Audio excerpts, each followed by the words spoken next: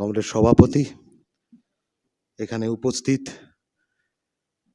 আমাদের সকলের প্রিয়, আমাদের মতাদর্শের হাতিয়ার, মতাদর্শকে ছড়িয়ে দেওয়ার মাধ্যম, ছাত্র সংগ্রাম, যারা পড়ে, যারা পড়ায়, যারা ছড়িয়ে দেয় প্রতিদিন এই ছাত্র সংগ্রামকে এই রাজ্যের কোনায় কোনায়, তারা সকলে আমাদের মধ্যে উপস্থিত। আমাদের সংগঠনের সর্বভারতীয় নেতৃত্বরা, আমাদের সংগঠনের প্রাক্তন সাধারণ সম্পাদক কমরেড সুজন চক্রবর্তী সহ আজকের এই মৌলালী যুব কেন্দ্রের স্বামী বিবেকানন্দ অডিটোরিয়ামে যারা উপস্থিত হয়েছে তারা সকলে। খুব ছোট করে কয়েকটা কথা বলার, তারপর মূল কথা সুজনদা আছেন, সুজনদা বলবেন, এরপরে মোহাম্মদ সেলিম উনিও আসবেন, উনি বলবেন। একটা ভূখণ্ড, যে ভূখণ্ডটা, যে দেশটার নাম গোটা দুনিয়া থেকে মুছে দেওয়ার চক্রান্ত চলছে প্রতিদিন, প্যালেস্টাইন। গত দুদিন ধরে গুগল ম্যাপ থেকে প্যালেস্টাইন ভূখণ্ডের ছবিটা মুছে দেওয়া হয়েছে। গুগল ম্যাপ যদি খুলে প্যালেস্টাইন সার্চ করা হয় তাহলে যে ম্যাপটা আসবে সেই ম্যাপটার ওপরে কোথাও প্যালেস্টাইন শব্দটার কোনো উল্লেখ নেই, উল্লেখ আছে শুধুমাত্র ইসরায়েলের। সেই প্যালেস্টাইনের ভূখণ্ডে জন্ম নেওয়া এক কবি মাহমুদ দারবিশ, যে কবিকে তার জীবনের প্রায় গোটা সময়টাই নিজ ভূমে পরবাসী হয়ে কাটাতে হয়েছিল, যে কবিকে সে তার মৃত্যুর সময় সে তার জন্মভূমিতে ফিরতে চেয়েও সে ফিরতে পারেননি, এমনই আক্রমণ তার জন্মভূমিকে দুনিয়ার মানচিত্র থেকে মুছে দেওয়ার জন্য সেই কবির কয়েকটা লাইন বলতে চাইব। এই অবরোধে, এই পাহাড়ের ঢালে গোধূলি বেলা আর সময়ের কামানের মুখোমুখি আমরা এই আবছায়ায় কাছে বসি। যা কয়েদিরা করে, যা করে কর্মহীন বেকার, আমরাও তাই করি। আমরা আশার চাষ করি। দুনিয়ার বুকে এই আশার চাষ, এই আশার চাষাবাদ, বেঁচে থাকার আশা, বাঁচিয়ে রাখার আশা আছে বলেই মানব সভ্যতা মাথা তুলে দাঁড়াতে শিখেছিল। গোটা দুনিয়ার বুকে এই বেঁচে থাকার আশা, বাঁচিয়ে রাখার আশা আছে বলেই মানুষ চাকার খোঁজ পেয়েছিল, আগুনের খোঁজ পেয়েছিল, কৃষি জমির খোঁজ পেয়েছিল, সেই কৃষি জমির উপরে ফসল উগলানোর হিম্মত দেখিয়েছিল।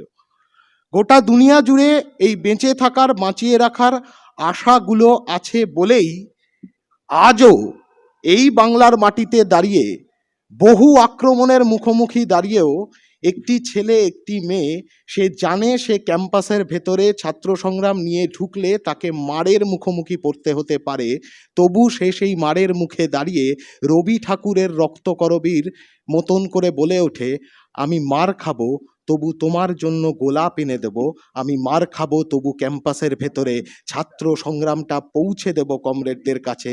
এই আশাগুলো, বেঁচে থাকার আশাগুলো, বাঁচিয়ে রাখার আশাগুলো এই দুনিয়ার বুকে আছে বলেই ঠিক গতকাল যে মানুষটার জন্মদিন পার করে এলাম আমরা, চে গেভারা, সেই চে গেভারা কিউবার বুকে যখন মনকাটা ব্যারাক আক্রমণ করলো ফিদেল কাস্ত্রো, তারপরে যখন উপেক্ষিত হলো ফিদেল কাস্ত্রো, 6 বছর বাদে কিউবার বুকে বিপ্লব সংগঠিত হয়েছিল।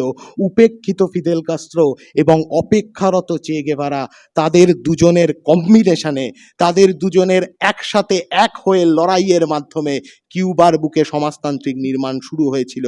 এই আশার চাষ, এই বেঁচে থাকার আশা, বাঁচিয়ে রাখার আশা এই গোটা দুনিয়া জুড়ে আছে বলেই আজও এই বাংলার মাটিতে হাজারো আক্রমণ, মাথার ওপর আক্রমণ, মগজের ওপর আক্রমণ, শরীরের ওপর আক্রমণ, এই সমস্ত আক্রমণ সহ্য করেও এই গত লোকসভা নির্বাচনে আমাদের সংগঠনের নেতা, আমাদের সংগঠনের নেতৃত্ব সৃজন ভট্টাচার্য, প্রতিকুর রহমান, দীপশিতা ধররা, তারা দানবের বিরুদ্ধে লড়াইতে নেমেছিল।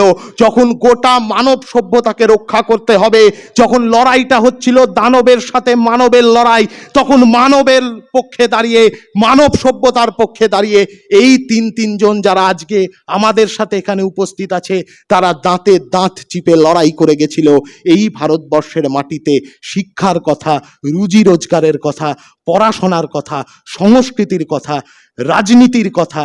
আজকে যে রাজনীতিটাকে চালিয়ে দেওয়ার চেষ্টা হচ্ছে, আজকে যে রাজনীতিকে দুর্নীতির মোড়কে মুড়ে আমদানি করবার চেষ্টা হচ্ছে, সেই রাজনীতির উল্টো পারে দাঁড়িয়ে সুস্থ সংস্কৃতির কথা, লেখাপড়ার কথা, কর্মসংস্থানের কথা, সেই কথাগুলোকে চ্যাম্পিয়ন করবার লড়াইটা এরা লড়বার হিম্মত দেখিয়েছিল।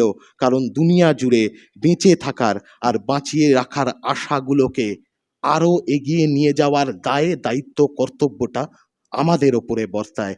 আজও বেঁচে থাকার, বাঁচিয়ে রাখার আশাগুলো এই দুনিয়ার বুকে আছে বলেই শিপ্রা ভৌমিক, শ্যামলী গুপ্তরা তাদের গয়না বেচে দিয়ে ছাত্র সংগ্রামের জন্য কমরেড অনিল বিশ্বাসের হাতে টাকা তুলে দিয়েছিল এই পত্রিকাকে বাঁচিয়ে রাখবার জন্য।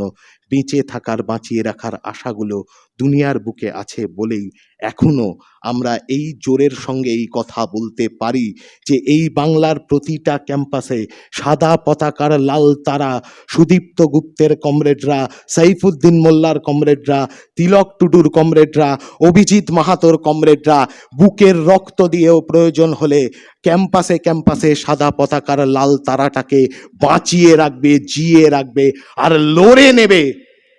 যারা আজকে ইউনিয়ন রুমকে বেচে দেওয়ার ফরমান জারি করছে, লড়ে নেবে ইউনিয়ন রুমগুলো তাদের কাছ থেকে। বেঁচে থাকার, বাঁচিয়ে রাখার আশাগুলো বেঁচে থাকতে পারে যাতে, সেই লড়াইটা আমাদেরকে আগামী দিনে লড়তে হবে।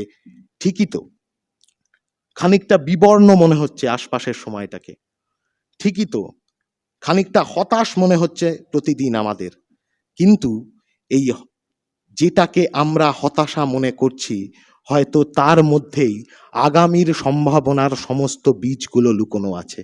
যে সময়টাকে আমরা বিবর্ণ মনে করছি হয়তো সেই সময়টার মধ্যেই আগামীর বর্ণময় ছাত্র আন্দোলনের সমস্ত রকমের রসদ সেই সময়টার মধ্যেই লুকিয়ে আছে।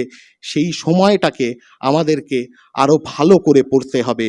আরো ভালো করে যদি সেই সময়টাকে আমাদের পড়তে হয়, তাহলে ছাত্র সংগ্রামকেও আরো বেশি সংখ্যক ছেলে মেয়েদের কাছে, আরো বেশি সংখ্যক ছাত্রছাত্রীদের কাছে, ক্যাম্পাস থেকে শুরু করে, কমন রুম থেকে শুরু করে, ক্যান্টিন থেকে শুরু করে, করিডোর থেকে শুরু করে, ক্লাসরুম থেকে শুরু করে গোটা পড়াশোনার বৃত্ত জুড়ে ছাত্র সংগ্রামকে আমাদেরকে ছড়িয়ে দিতে হবে।